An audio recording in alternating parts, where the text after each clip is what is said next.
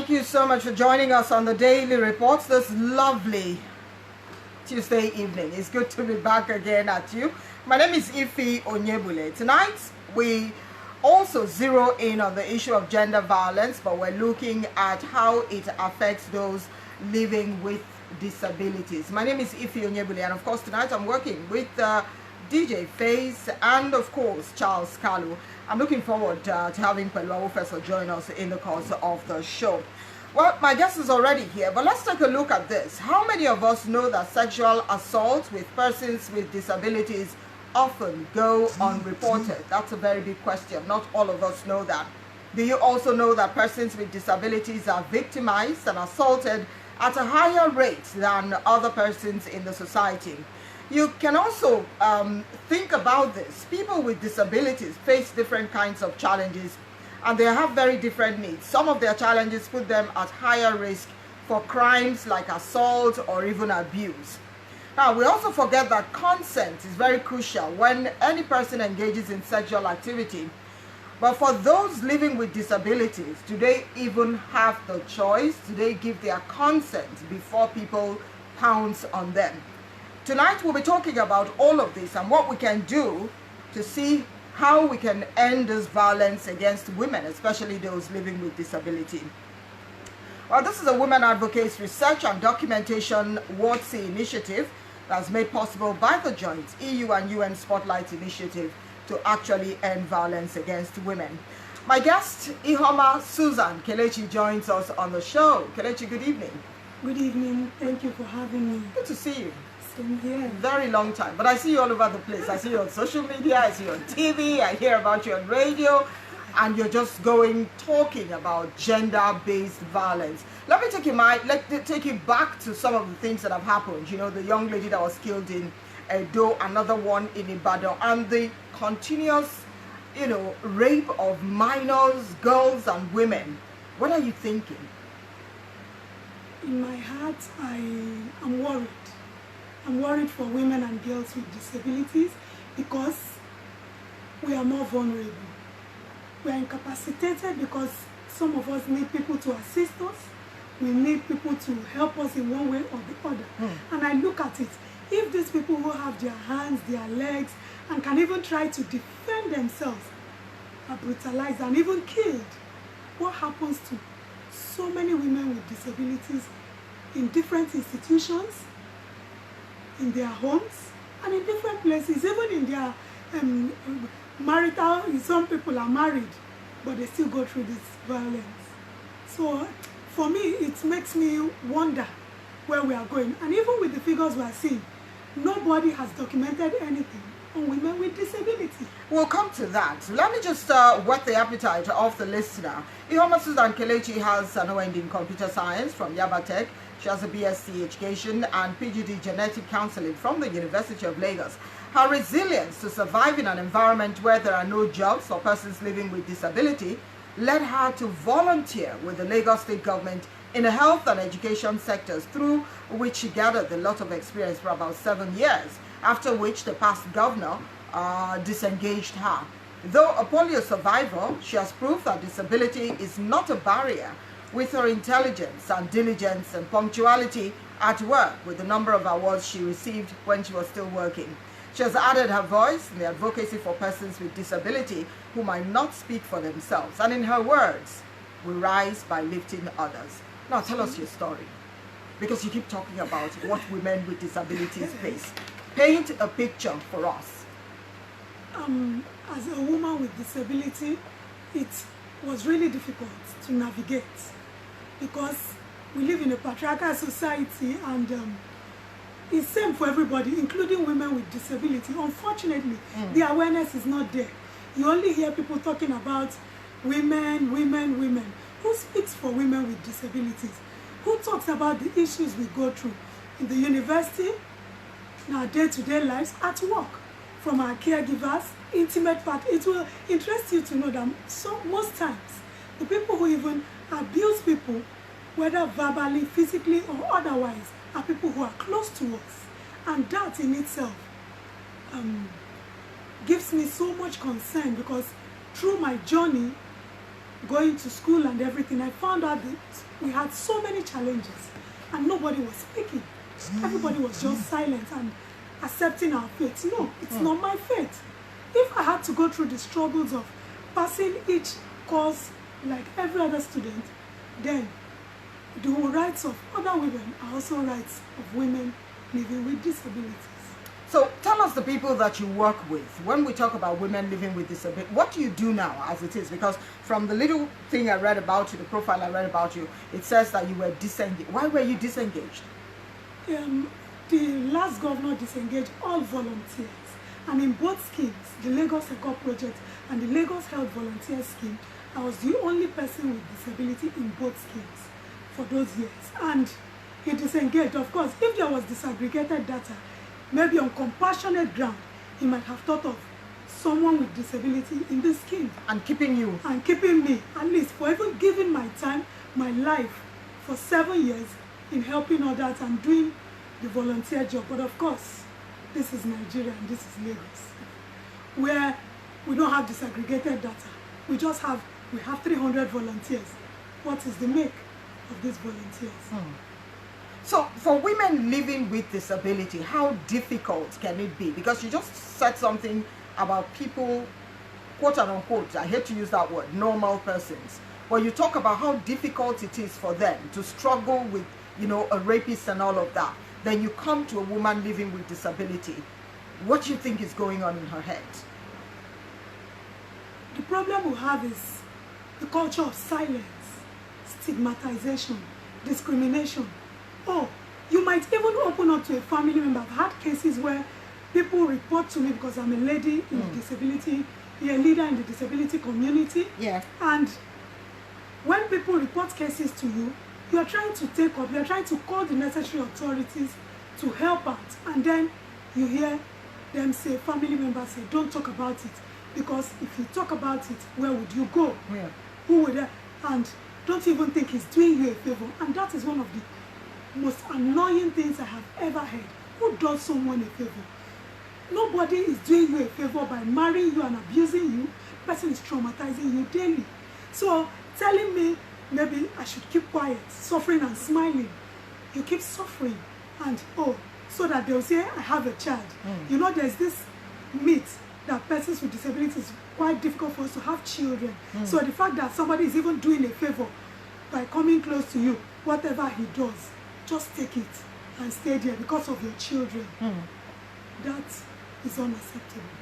So how do you think we can break this culture of silence?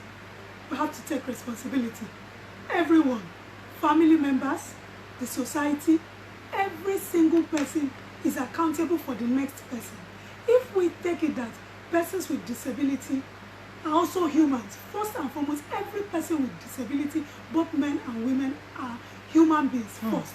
If we treat everybody as human beings, then whatever affects a person who lives with a disability, who is more vulnerable, should concern the next person. Whether you're a family member, you can't help to shut that person down without thinking of the psychological trauma,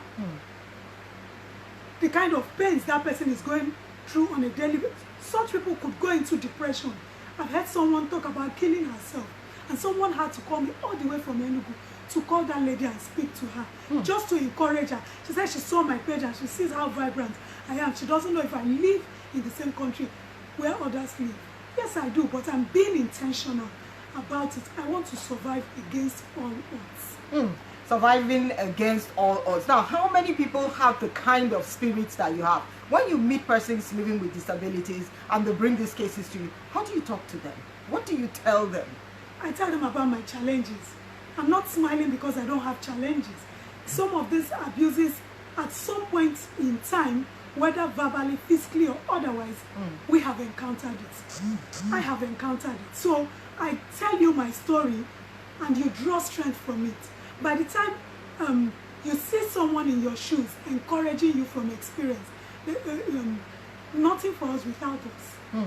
I am a person with disability. So it's not as if it's someone who does not live with disability who is speaking to you. I'm telling you from my own experience. I'm telling you that even for people who do not live with disability, it's not easy. But you have to be intentional and don't live a life of pity. when things happen, speak out. Don't let anyone shut you down. Don't let family members or friends or anyone tell you you are less. Because when they tell you to keep absorbing it, you can't be productive on a day-to-day basis because you feel you are worthless. You are just there because, oh, at least I've seen someone. No. I just use my own story and cite certain instances to encourage that person. So tell us a little of that story of yours. When I was a younger person, I was born in the 70s and born in the northern part of Nigeria. And in the north, immunization was not something that was rampant. And so growing up in a society where you see persons with disability and they tell you maybe the woman has done something wrong. That's why she has a child with disability. And then the woman has that at the back of her mind. So as you grow, she feels this child is a liability. That is the major problem her parents have. This child is a liability. For life, that person has to depend on me. So everything triggers anger. They hit you. I've been hit severally, even my working age. But you know, looking back, I know where she's coming from because I'm a grown woman. No. I understand, but at that time, it wasn't easy for me. I couldn't come to reality. I was thinking of when I would get out of that bondage. But gradually, with the grace of God, because I couldn't have done it alone, and some friends who actually saw potentials in me, even when I didn't see it, they encouraged me. They were telling me to keep pushing. And that was how I continued with my education. And I thank God for today. And you came to Lagos. Yes. How easy was it for you to find a job at the time that you looked? When I finished the university, my first degree, in 2009, I was already past the age of service. So I couldn't go for the youth service corps. I was looking for opportunities, every opportunity. And one day my mom came back with a newspaper and she said, see, there's this volunteer job. Maybe we start from this place. You can just keep sitting at home. And so I applied, wrote the exams, and I passed. I was posted to a school in Maryland, Mende Junior High School, and I live at Ojota. So that was how I started. Those 2 volunteer jobs have been the only jobs I have done. Because I believe that at least in my place of service, God could use that to lift me up. And that's how you got the job? That was how I got the job for the education. And in 2012, I heard about the one for health, Lagos State Volunteer Scheme, and I applied. It was quite rigorous. I wrote the exams and I passed. And for the 3 months or thereabouts where we had to go to PSSDC and Magodo training, I did all the training and I passed. And I was posted to the primary healthcare center at Ogudu in Koshofi.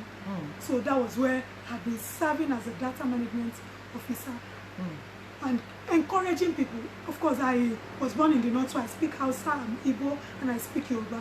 So it gave me the opportunity to also lend my voice to the Hausas, telling them in the language they understand, to bring their children in for immunization, citing my own case as an instance to them.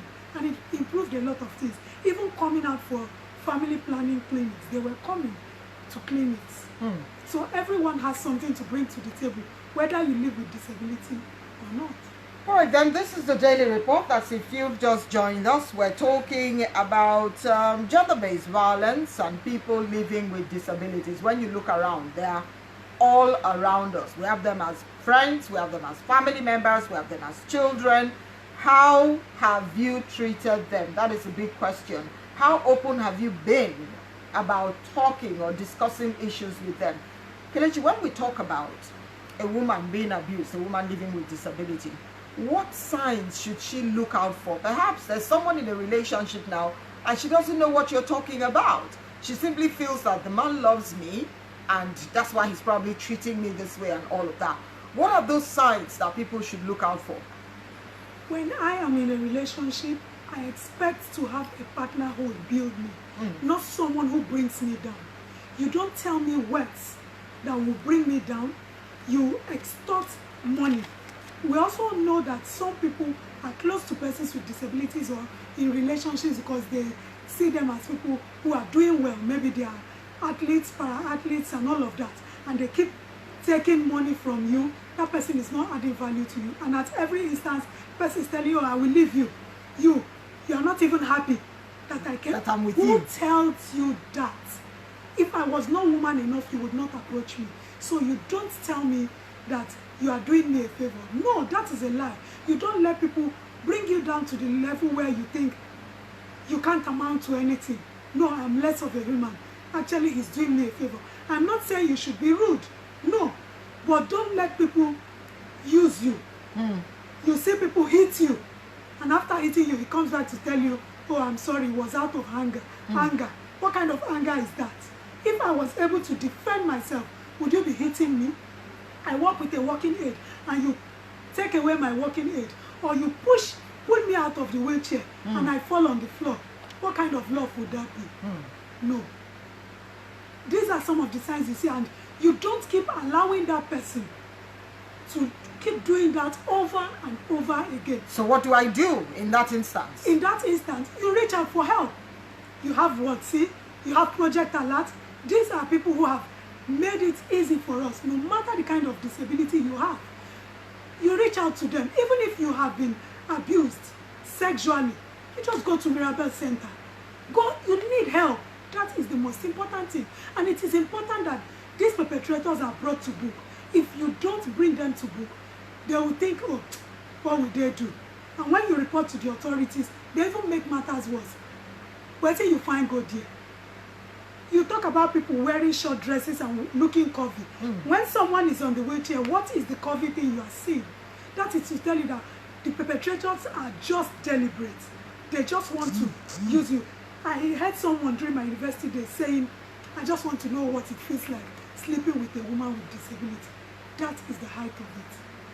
Very, very sad. All right, we'll take a break now. When we come back, because Kelechi has actually hit the nail on the head. Your partner should not bring you down, but build you.